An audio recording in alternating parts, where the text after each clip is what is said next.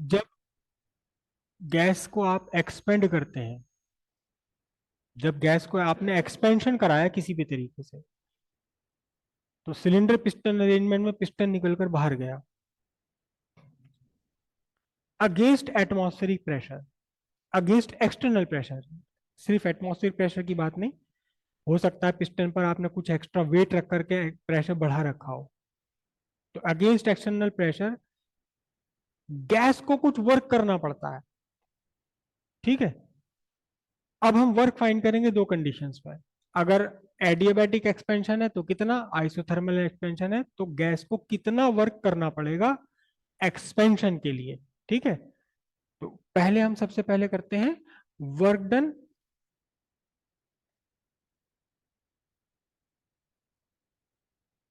Work done in isothermal expansion. Isothermal expansion में कितना work करना पड़ेगा गैस को। ठीक है, डायग्राम की इसमें कोई रिक्वायरमेंट है नहीं, चलो फिर भी डायग्राम बना देता हूं, हालांकि रिक्वायरमेंट कोई भी नहीं है डायग्राम डेरिवेशन में। एक गैस है, ये आपका पिस्टन लगा हुआ है, इस गैस की का प्रेशर है P1, वॉल्यूम है V1, टेम्परेचर है T1। ठीक है। इनिशियल,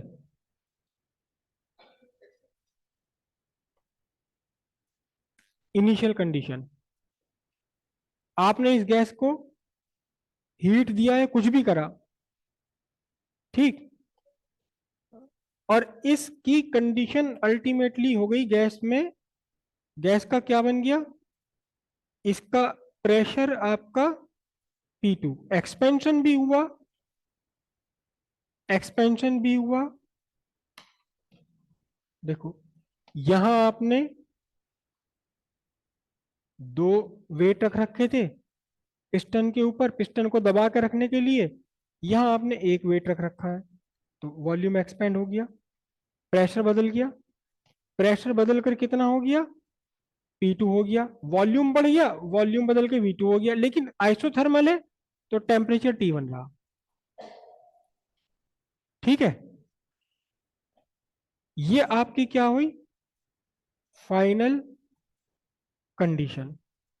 यहां इस इनिशियल फाइनल कंडीशन में देखिए V2 ग्रेटर देन V1, और साथ ही साथ P2 is less than P1, क्योंकि आपने कोई वेट इसके ऊपर से उठा लिया, प्रेशर कम कर दिया, तभी तो वॉल्यूम इंक्रीज होगा। हीट वीट दी या नहीं दी, चलो इस हीट को भी छोड़ो, इनिशियल P1 V1 T1 था, और P2 V2 T1 इसका फाइनली हो गया। या T1 की जगह आप T1 ना लिख करके T भी लिख सकते हैं, चलो इसको T1 ना लिखें, हम क्या लिख दें, केवल T लिख दें, टेम्परेचर क्योंकि कांस्टेंट रहा ये। इसके बीच की एक कंडीशन हम ले रहे हैं,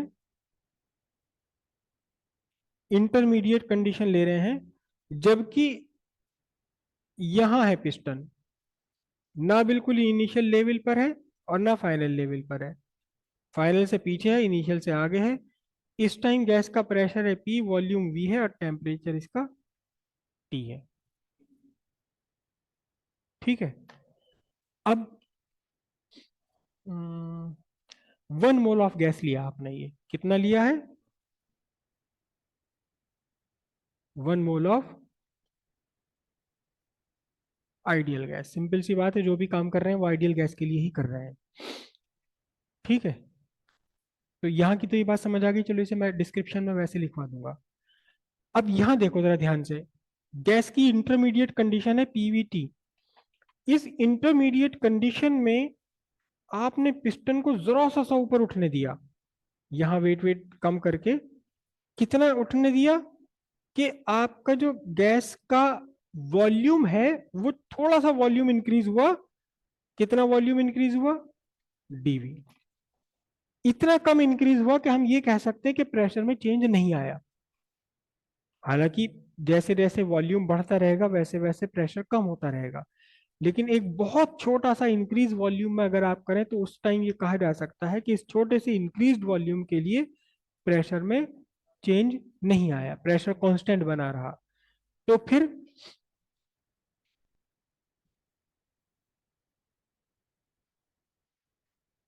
eight A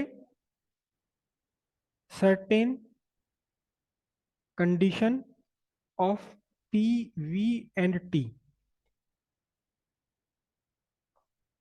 A small amount of work done for increasing the volume of gas by dV. तो small amount of work done dW equals pdV. ठीक है. Then total work done for increasing the volume from V1 to V2, from V1 to V2, क्योंकि ultimately volume का क्या हुआ, V1 से V2 हो गया वॉल्यूम. तो V1 से V2 वॉल्यूम इंक्रीज करने के लिए टोटल वर्क डन कितना करना पड़ेगा आपको, इंटीग्रेशन dW करना पड़ेगा टोटल वर्क फाइंड करने के लिए. कहां से, V1 से V2 तक के लिए, यानी कि integration from V1 to V2 किसका, PdV का. ठीक है. अब टोटल वर्क डन आपका कितना निकला, टोटल वर्क डन निकला इंटीग्रेशन dW कहां से, V1 से V2 तक. और dW कितना है एक्चुअली, ये है आपका PdV. अब यहां इंटीग्रेशन करने में एक समस्या ये है कि आपको प्रेशर का इंटीग्रेशन करना है, लेकिन वॉल्यूम के रेस्पेक्ट में करना है, हो ही नहीं सकता ये. लेकिन प्रेशर कांस्टेंट भी नहीं है जो इसे हम बाहर निकाल लें, प्रेशर तो वेरी कर रहा है ना. तो by gas equation for 1 mole of gas, PV equals RT. तो यहां से आपका P कितना बचा, RT बाई V. सब्स्टिट्यूट कर दो, मजे आ जाएंगे. V1 से V2 तक, और प्रेशर की जगह क्या हो गया, RT by V. R constant है अपने आप में, टेम्परेचर भी आपने कांस्टेंट रखा हुआ है. इन दोनों कांस्टेंट को आप इंटीग्रेशन से बाहर ले सकते हो. ठीक. एट कांस्टेंट टेम्परेचर, अब W कितना होगा, from V1 to V2, RT आपने ले लिया 1 बाई V dV. अब यहाँ थोड़ा सा इंटीग्रेशन जो है वो आपको शायद याद ना हो, ये 1 बाई एक्स का एक्स के रेस्पेक्ट में जो इंटीग्रेशन है वो होता है लॉग बेस ई वी. ये अब इंटीग्रेशन आपने पढ़ा नहीं है, और जो मैंने आपको शुरुआत में कराई थी इंटीग्रेशन वहां, क्योंकि इसका इंटीग्रेशन का पहली बार यूज हुआ इस वाले का. 1 by x, integration of 1 by x with respect to x, कितना, log base e v V1 by V2. अब ये लॉग बेस ई क्या चीज है यहाँ पर, ये शायद अभी आपने मैथ में पढ़ा नहीं होगा, एक्सपोनेंशियल सीरीज जो है. एनीवे मैथ की बातें हम फालतू यहाँ ज्यादा लंबी कहानी नहीं करेंगे. तो ये हुआ जी आपका RT, और फिर उसके बाद क्या करते हैं, एक बार अपर लिमिट और एक बार लोअर लिमिट. ठीक है.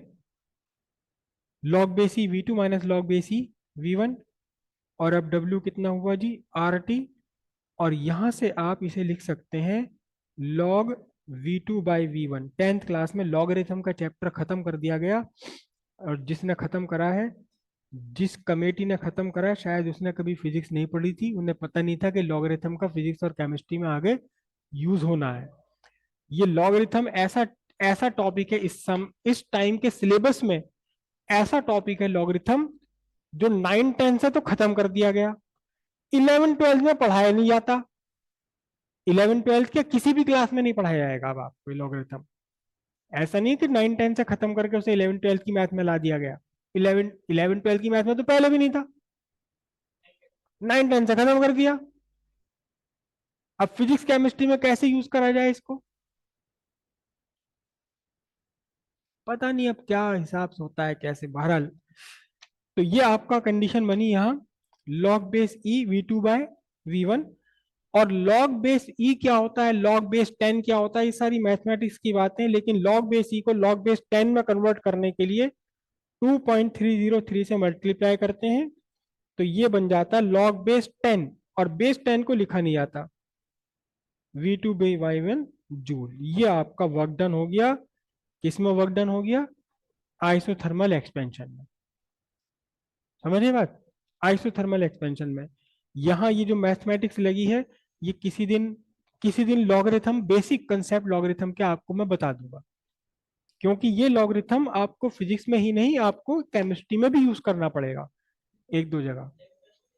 हाँ हाँ, 11th 12th में जो आप वो करेंगे ना, dynamics, first order reaction, second order reaction, उसमें कहीं जाकर के लॉगरिथम आपको यूज करना पड़ेगा, और फिजिक्स में तो बहुत जगह यूज होता है।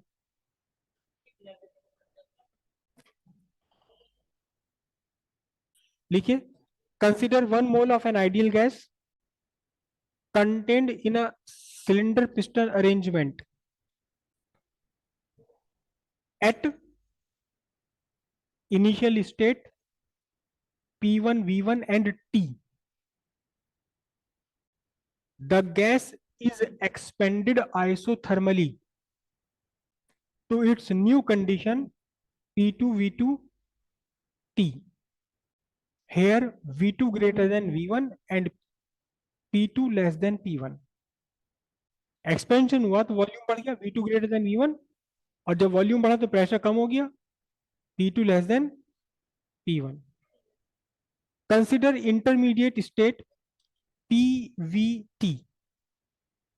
Consider an intermediate state PVT. अब उसके बाद आपने यहां से करना है कौन सा, ये small amount of work done for increasing the volume of gas by D V. ये सारी मैथमेटिक्स। अब बस एक छोटा सा यहाँ पर एक चीज और रहेगी कि अगर ये तो जूल में निकल कर आई है, अगर यही आपको वर्क कैलकुलेट करना हो कैलोरी में, तो हमेशा जूल को कैलोरी में कन्वर्ट करने के लिए क्या होता है, 4.186 से डिवाइड कर देते हैं, बाकी सब कुछ जो का त्यों रहता है वो। लॉग बेस, एक चीज और है, लॉग बेस 10 मैंने यहाँ लिख दिया, लेकिन लॉग बेस 10 लिखा नहीं जाता कभी भी, लॉग बेस 10 लिखा नहीं जाता। अब ये किस में हो गया है, लेकिन अब हम फाइंड करें किस में, work done in adiabatic expansion. Work done किसके, by the gas, work done by the gas in adiabatic expansion. तो अब इसमें यहां तक की तो आपकी कंडीशन सेम है, वही है सारा प्रोसेस, लेकिन इस बार क्या होगा, टेम्परेचर आपका T1 से T2 हो जाएगा, क्योंकि चेंज यहाँ टेम्परेचर में चेंज आएगा, क्योंकि आप हीट का एक्सचेंज नहीं होने दे रहे। अगर आपने वॉल्यूम इंक्रीज करा है, प्रेशर डिक्रीज होगा, टेम्परेचर भी डिक्रीज हो जाएगा। लेकिन ये कंडीशन यही बनी हुई है, V2 greater than V1, P2 less than P1, और T2 और T1 भी आ जाएगा। तो अगर कहो तो फिर से इसे लिख लें हम कंडीशंस को, बताओ। जो अभी आपने लिखा है किसमें, वो लिखा है ना, क्या लिखा आपने, कि consider P1, V1 and T। तो आपने क्या लिखना है, 1 mole of ideal gas at P1, V1 and T1। अभी तो आपने आइसोथर्मल में T लिखा था, इसमें T1 लिख दोगे। फाइनल कंडीशन में आपने T लिखा था, इसमें T2 लिख दोगे। ठीक है, यहाँ PVT जब स्टेट है गैस की, तो एक स्मॉल इंक्रीज किया वॉल्यूम में आपने DT DV, तो फिर आपको वर्क डन कितना पर करना पड़ेगा, DW equals PDV।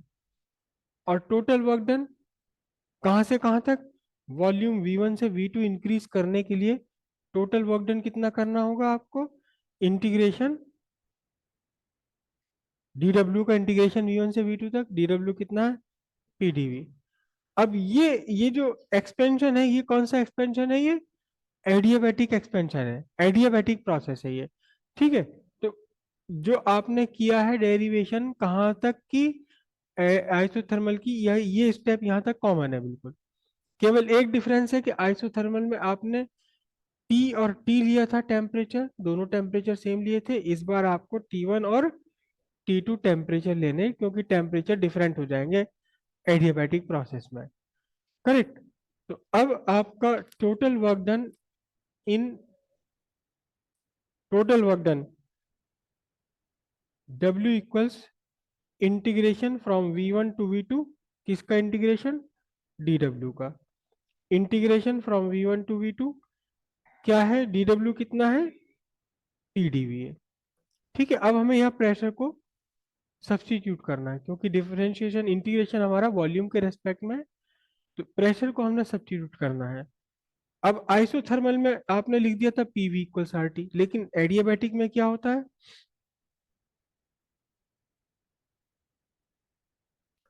In adiabatic process PV to the power gamma equals constant, और इस कांस्टेंट को नाम लिख रहे हैं हम K। तो यहां से आपको P इक्वल्स बना V to the power gamma by K। अच्छा, इसी इक्वेशन को, हाँ हाँ मैंने उल्टा लिख दिया। P equals K by V to the power gamma, या इसे हम लिख सकते हैं K V to the power minus gamma. ठीक है, अच्छा इसी इक्वेशन को P V to the power gamma equals constant, इस इक्वेशन को आप अगर अप्लाई करें, कहाँ? इनिशियल और फाइनल कंडीशन के लिए, जबकि इनिशियल P1 V1 T1 है और final state P2 V2 T2 है। तो इसी इक्वेशन को दो अलग अलग कंडीशंस पर, इनिशियल पर और फाइनल पर अप्लाई करें, तो आप क्या लिखेंगे? P1 V1 to the power gamma equals P2 V2 to the power gamma equals K। ठीक है, जैसे बॉयल्स लॉ में लिखते हैं P1 V1 equals P2 V2, वही चीज है बिल्कुल, बस यहाँ volume to the power gamma और आ गया। गामा क्या है यहाँ? गामा गामा है CP बाई CV। ठीक है, तो यहाँ इसको मेंशन कर दें तो ज्यादा बेहतर है, where gamma equals CP by CV।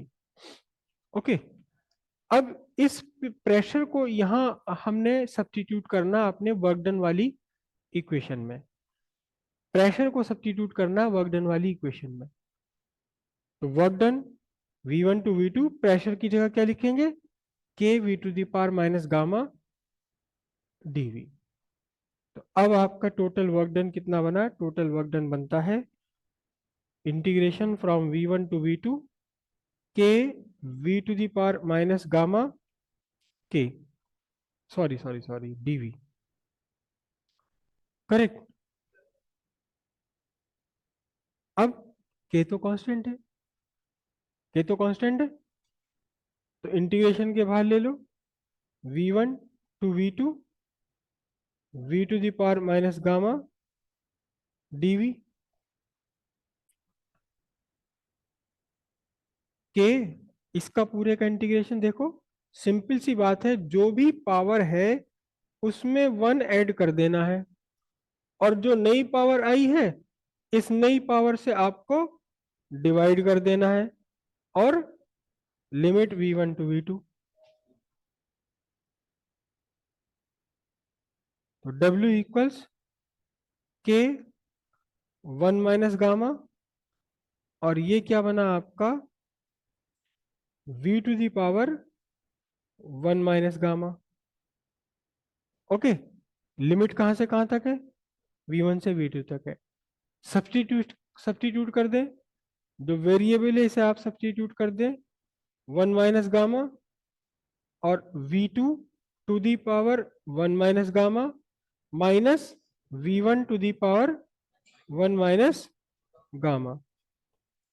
ठीक है, छोटी सी सिंपल सी मैथमेटिक्स है। ये V2 1 माइनस गामा है, तो आप इसे क्या लिख सकते हैं? V2 into V2 to the power minus gamma, और इसे क्या लिख सकते हैं? V1 into V1 to the power minus gamma. ठीक है, अच्छा चलो के अभी बाहर रखता हूँ। 1 माइनस गामा, तो ये आपका बना V2 by V2 to the power gamma, V2 to the power gamma, V1 by V1 to the power gamma. Okay, 1 - gamma मैंने बाहर छोड़ा, K से मल्टीप्लाई कर दिया, K V2 by V2 to the power gamma minus K V1 by V1 to the power gamma. ठीक है, 1 - gamma. अब देखना, बहुत ध्यान से देखना, क्या आ रहा है, जहां ये V2 आ रहे हैं, यहां हम K की वैल्यू सब्स्टिट्यूट करेंगे P2 V2 to the power gamma. जहां V1 आ रहा है, वहां हम इस K की वैल्यू सब्स्टिट्यूट करेंगे P1 V1 to the power gamma.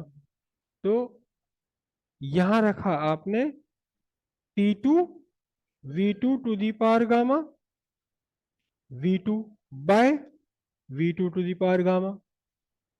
Okay, minus P1, sorry, P1 V1 to the power gamma, V1 by V1 to the power gamma. Okay, अब आपके लिए क्या बचा, 1 - गामा, देखो V2 to the power gamma cancel होगी, क्या बचा P2 V2 minus P1 V1। ठीक है, work done by ideal gas equation. Ideal gas equation क्या है, देखो, PV is equals to RT। तो अब फिर से W, 1 - गामा, और P2 V2 को क्या लिखोगे, RT2। P1 V1 को क्या लिखेंगे, RT1। यहां से R कॉमन ले लीजिए, तो W equals RT2 minus T1 by 1 - gamma joule. ये आपका टोटल वर्क डन आ गया। किसका वर्क डन आ गया during adiabatic expansion. Adiabatic expansion का वर्क डिपेंड करता है फाइनल और इनिशियल टेम्परेचर पर। एब्सोलूट टेम्परेचर है ये केल्विन में, सेल्सियस में ये नहीं है। समझिए बात, सब कुछ वही का वही प्रोसेस है, सब कुछ वही का वही प्रोसेस है, केवल आपने क्या चेंज करा, P V to the power gamma constant के। पहले लिया था P V equals to constant, इस बार ले लिया P V to the power gamma constant. बस एक छोटा सा ये डिफरेंस याद रखना है कि P1 V1 to the power gamma, P2 V2 to the power gamma दोनों ही कांस्टेंट है, सेम कांस्टेंट है दोनों ही। तो यहाँ ला करके बीच में जहां आपका V2 आ रहा है वहां K की वैल्यू रखनी P2 V2 टू गामा, जहां V1 आ रहा है यहाँ K की वैल्यू रखनी P1 V1 to the power gamma, और फिर सारा सोल्यूशन आपके इजी हो जाता है। ठीक है, क्लियर हो इतनी बात। फिर से एक बार देख लीजिए, अगर आप, टोटल वर्क डन हमें फाइंड करना है, integration of small amount of work done. Small amount of work done कितना है, PdV। प्रेशर को सब्स्टिट्यूट करना है वॉल्यूम की टर्म्स में ताकि आप इंटीग्रेट कर पाओ, क्योंकि इंटीग्रेशन वॉल्यूम का हो रहा है। लिमिट्स आपके पास वॉल्यूम की, इंटीग्रेशन वॉल्यूम का करना है आपको। तो एडियाबैटिक प्रोसेस है, एडियाबैटिक प्रोसेस में गैस फॉलो करती है P V to the power gamma constant.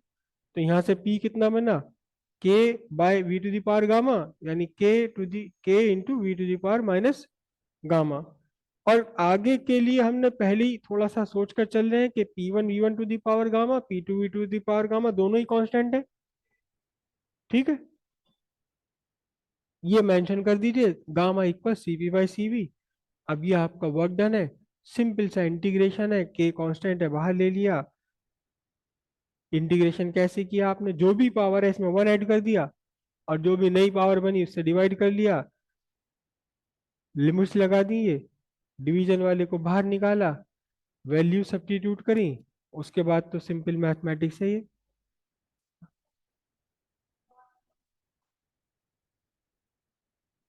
कौन सा, ये वाला।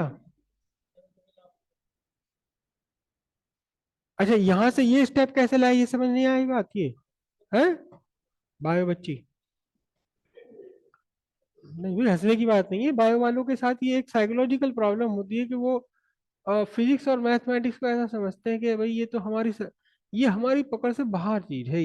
ये पकड़ से बाहर नहीं, बायो वालों को लगता है कि मैथ जो है ना, ये हमारे आउट ऑफ स्कोप है हमारे लिए ये। अब हमें जबरदस्ती मैथ क्यों कराया जा रहा है जब हमने मैथ नहीं ली तो। अच्छा, दूसरी, फिजिक्स वाले की अपनी साइकोलॉजी है, फिजिक्स वाले की अपनी कहानी है। भाई जिसने फिजिक्स लिखी है, जिसने आपकी बुक लिखी है, या जो फिजिक्स, उसे इस बात से क्या मतलब कि आप बायो स्टूडेंट हैं या मैथमेटिक्स स्टूडेंट हैं। भाई आपका जो फाइनल एग्जाम होगा बोर्ड का, उसमें बोर्ड एग्जाम में फिजिक्स के किसी भी क्वेश्चन, किसी भी आपकी कॉपी पर बिल्कुल भी मेंशन नहीं होता कि आप बायो स्टूडेंट हैं या मैथमेटिक्स स्टूडेंट हैं। एक्चुअली फिर जो मैं कल की बात बता रहा हूँ, कल वाली बात, कि सीबीएसई के बोर्ड की नजर में bio stream, math stream, commerce stream, ये कुछ एग्जिस्ट ही नहीं करते। बोर्ड के तरफ से कोई स्ट्रीम कभी है ही नहीं। तो जिस फिजिक्स वाले को जिसे कॉपी चेक करनी है आपकी, उसको तो फिजिक्स चेक करनी है। उस फिजिक्स के पीछे बायो बच्चा है या मैथ वाला है, उसे मतलब ही नहीं कोई। हाँ, ये होना चाहिए कि बायो वालों के लिए मेंशन कर दिया जाए कि मैथमेटिक्स का इतना पार्ट इसको छोड़वा दो। नहीं, एक्चुअली ये जो हम प्रोसेस कर रहे हैं, ये इंटीग्रेशन प्रोसेस है, एलजेब्रा है सारा। ये बायो वालों को पढ़ाया नहीं जाता। पढ़ाया जाता नहीं है, लेकिन एप्लीकेशन उसका कराया जाता है, यूज उसका कराया जाता है। बड़ी कंट्रोवर्शियल चीजें हैं ये, जो कि सालों से, मेरे मतलब 50 साल से ऊपर की उम्र हो गई, कंट्रोवर्सी चली रही है। रीजन ये है कि फिजिक्स वाले को पता ही नहीं कि बायो वालों की टेंडेंसी, बायो वाले का माइंड में क्या चल रहा है। भाई फिजिक्स पढ़ाने वाले को, फिजिक्स चेक करने वाले को पता ही नहीं कि बायो वाले के माइंड में क्या चल रहा है इस टाइम। उसे तो अपनी फिजिक्स से मतलब है। अब पता नहीं बोर्ड के जो मेंबर्स होते हैं, वो किस सब्जेक्ट के होते हैं। पता नहीं उन्हें फिजिक्स वालों की बच्चों की टेंडेंसी पता होती है या नहीं होती, बायो वालों की। बहरहाल, चलो फिर भी कोशिश करते हैं। बायो बच्चे जरा देख लें, एक बार फिर से देख लें। जब एक बायो बच्ची को, सो कॉल्ड होशियार बच्ची को ये प्रॉब्लम आई है, तो बाकी सबको भी प्रॉब्लम आई है, सभी को आई है लगभग। यहाँ से ये जो स्टेप है, ये स्टेप कैसे आ गया, ये प्रॉब्लम है ना, है। हालांकि ये अ, हालांकि ये 11th 12th की प्रॉब्लम नहीं है, ये तो 9th 10th क्लास में आपको सिखा दिया जाता है। फिर भी एक बार फिर भी देख लें। एक्चुअली होता भी, नहीं नहीं नहीं, कोरोना कोरोना की बात नहीं है ये। कोरोना से भी ज्यादा खतरनाक बीमारी है, क्योंकि 9th क्लास में ही आपकी एक मेंटेलिटी बन जाती है कि हमें तो आगे बायो लेना है। तो इसलिए मैथमेटिक्स पर हमें उतना ध्यान नहीं देना, मैथमेटिक्स तो हमें क्वालिफाई करना है बस 10th क्लास को। चलिए देखते हैं। a to the power x into a to the power y, जब इन दोनों को आपने मल्टीप्लाई करना है। चल मैं एक नंबर ले लेता हूं, मैं नंबर लेता हूं 5 to the power 2 into 5 to the power 3, है ना। तो एक्चुअली 5 to the power 2 क्या है, 5 into 5। और एक्चुअली 5 to the power 3 कितनी है, 5 into 5 into 5। अब कितनी बार 5 हो गए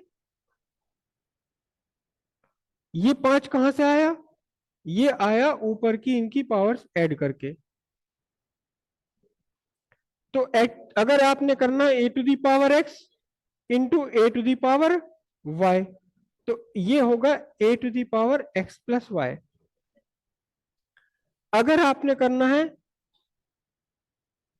a to the power x into a to the power -y, तो ये एक्चुअली होगा क्या, a to the power x - y। लेकिन ये क्या है, ये अपने आप में क्या है, ये a to the power x है। और जब निगेटिव पावर को पॉजिटिव पावर आपने बनानी है, तो इसे आपको रेसिप्रोकल करना पड़ेगा। इसी कस टू क्या, इसी कस to a to the power x - y। अब यहां y की जगह हटाकर 1 रख लो आप, y की जगह हटाकर क्या रख लो, a to the power x - 1 है। तो ये क्या बना, एक्चुअली ये बना a to the power x into a to the power -1। और माइनस को प्लस बनाने के लिए अपॉन में ले लो इसको, ठीक है। तो वैसे ही यहाँ किया गया है पूरा का पूरा। कैसे, कि ये आपका पावर था, ये थी V to the power one minus gamma, तो एक्चुअली ये है V to the power one. One, one power लगाते ही नहीं है, V to the power one into we to the power, ये जो कुछ भी है चाहे पॉजिटिव है नेगेटिव है जो भी है, V to the power minus gamma. अब इस माइनस गामा के साथ माइनस हटाने के लिए क्या करो, इसे अपॉन में ले लो, मत लो आप अपॉन में, जो कहती हूँ यहाँ छोड़ दो। ये देखिए यहाँ आपका V to the power gamma और यहाँ फिर आ जाएगा V to the power minus gamma, अगर आप इसे अपॉन में नहीं ले रहे, समझ रहे? इस स्टेप में v to the power gamma और v to the power minus gamma आएगा। तो जब v to the power gamma और v to the power minus gamma आएगा तो कैसे करोगे आप, v to the power gamma into we to the power minus gamma, तो ये मिलकर हो गए v to the power gamma plus में ऐड कर दिया आपने कौन सा, माइनस गामा, यानी we to the power gamma minus gamma simply v to the power zero, और v to the power zero कितना होता है, वन होता है। किसी भी चीज के ऊपर पावर जीरो लग गई, कुछ भी हो, यहां कुछ भी लिखा हुआ हो, आप लगा दो हाथी to the power zero is equal to one. One क्या, ये भी कुछ नहीं कह सकते, it is a pure number one. हाथी to the power zero is not one हाथी, it is one, pure number one. सारी दुनिया में आप, ये ग्लोब पूरी हमारी अर्थ है, ये सारा इंडिया इंडिया सब आ गया इसमें, power is equal to one. लेकिन ये वन कौन कौन वन है, क्या वन है, कुछ नहीं, it is a pure number one. तो फिर यहां जब वन आ जाएगा तो फिर क्या बनेगा, खत्म हो गया ये वाला किस्सा खत्म हो गया। आपके पास बचा क्या, P two V two minus P one V one, फिर गैस इक्वेशन लिखी आपने, आर कॉमन ले लिया, ये आंसर आपका आ गया। इसी को अगर आपने कैलोरी में कन्वर्ट करना है तो 4.186 से डिवाइड कर दीजिए, तो आंसर आपका कैलोरी में आ जाएगा। बहुत सारी जगहों पर वर्क और हीट को हम कैलोरी में रिप्रेजेंट करते हैं। आप देखिएगा हर फूड पैकेट के ऊपर उसकी कैलोरी वैल्यू लिखी होती है। इवन आप 5 रुपए का बिस्किट भी लिखेंगे तो उसके ऊपर लिखा होगा 293 कैलोरी पर 100 ग्राम। भले उसके अंदर 10 ग्राम या 20 ग्राम है, लेकिन पर 100 ग्राम या पर केजी या पर ग्राम में वैल्यू दी होगी कैलोरी, मतलब उतनी एनर्जी उतना वर्क आप कर सकते हैं इसको खाने के बाद में। बिस्किट खाने के बाद में 293 कैलोरी का वर्क आप कर सकते हैं, वो इतनी एनर्जी आपको मिल जाएगी अगर सब कुछ 100% एफिशिएंट है तो। तो अगर सिंपल सी बात है, इसके आगे का एक स्टेप मैं अक्सर छुड़वा देता हूं क्योंकि इसी को कैलोरी में कन्वर्ट करना है, तो वो हम सिंपली यहां से 4.186 से इसे डिवाइड कर सकते हैं। ओके, और अगर ये किलो जूल में होगा तो 4186 से डिवाइड कर दो तो भी वही की वही बात आ जाएगी। ठीक है, कीजिए अब इसे।